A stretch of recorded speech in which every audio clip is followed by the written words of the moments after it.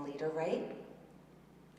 But then I realized, I'm not here to talk to you because of where I am now. I'm here to talk to you because of where I was. I was 29 years old. I had an incredibly powerful job. I was an assistant United States attorney, a federal prosecutor.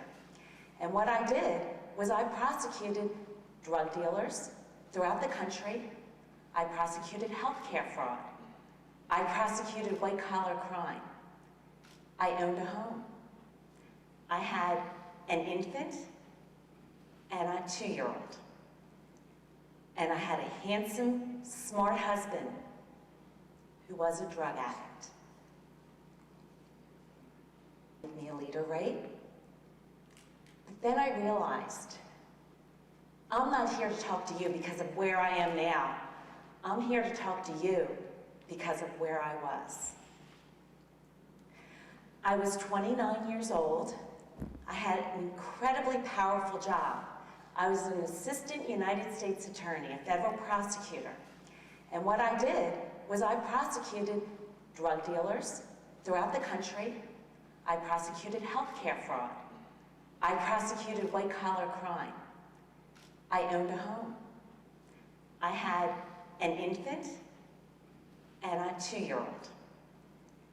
And I had a handsome, smart husband who was a drug addict.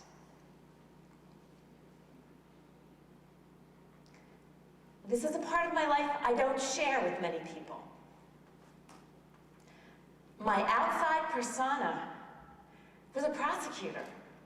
I was strong. I put away bad guys. That's what I did. And yet I had this secret that I didn't want anybody to know. It took everything in me to keep up my public persona, to be that strong woman, to hold my family together, to take care of my children. My electricity was turned off. My phone was turned off. I was behind in my mortgage. But I loved my husband. I was paralyzed because I was not going to be that woman that got divorced. I had babies. So I took small steps. And one of the things I did is I started going to meetings. If you've heard of Al-Anon meetings, Alcoholics Anonymous meetings, Narcotics Anonymous, there I was, the little prosecutor girl in my suit going down to the basement of a church to a Narcotics Anonymous meeting because I needed to learn about this. Of course, I didn't want anybody to know what the other side of my life was doing. And I listened. And this was the only place where I could really be honest about what was going on in my life. And I would tell my story. And there was a woman there who was also married to a drug addict. She herself was a drug addict, and she had very little. And after several meetings, all of a sudden she looked at me and she said, "How dare you? How dare you tell me that you can't get out of this situation? You have an education. You have the means to get out of this. Look at me. I don't." I felt as if I had been slapped across the face. I was embarrassed. I was humiliated. I was stunned. It took this woman, a drug addict herself, to see in me something that I was not able to see in me. I had a choice. I could get out of my situation. Whatever it was that paralyzed me, it didn't have to do that. I was at a crossroads.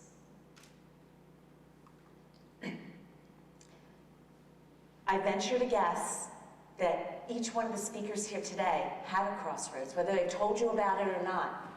They've had crisis, they've had adversity in their life.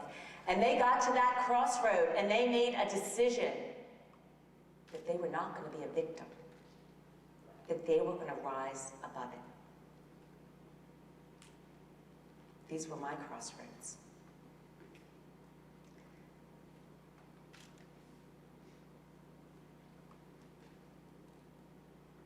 You know, adversity is one of those things that really makes a difference between somebody who's great and somebody who's just mediocre. Because it's not what happens to you that creates your destiny, that defines you. It's what's inside of you and what you choose to do when you're faced with that adversity that creates who you are.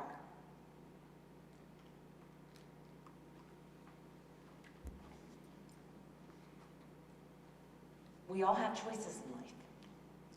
And that's when it comes down to, what do I do?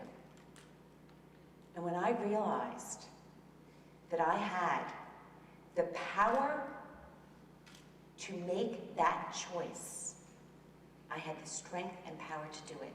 It was then that I could make the decision to get out of my hole, to rise above it. And I got the strength that I didn't know I had to move on with my life.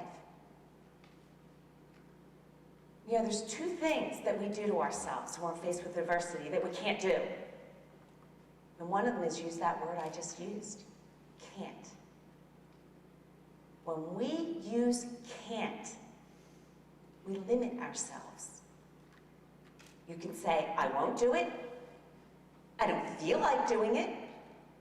I choose not to do it. But the minute we use the word can't, we take away that free will. We take away choice.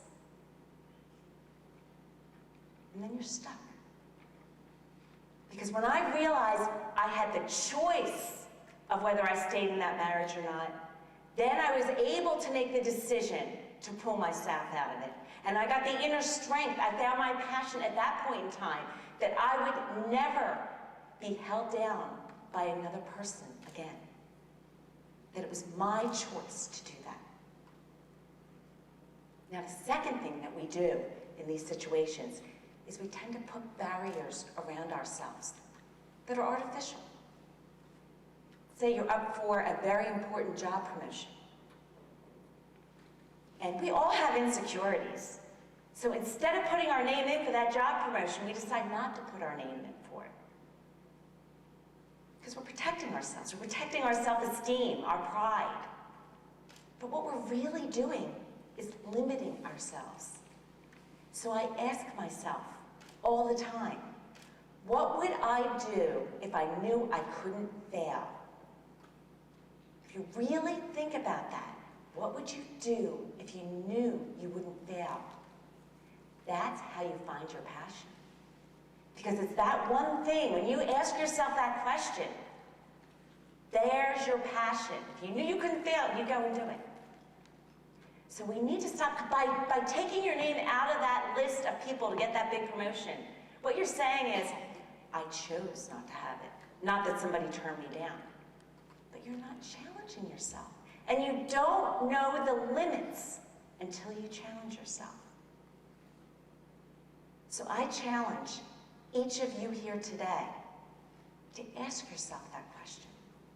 What would I do if I knew I wouldn't fail? And then to take that, seize that, because that's your passion, and follow through with it. Don't let a single soul put barriers up around you, and don't you put any of those self-imposed barriers around you, because there's greatness there for each of you. Once you find that passion, you follow through with it. So choose not to be the victim, but to be the victor. Thank you.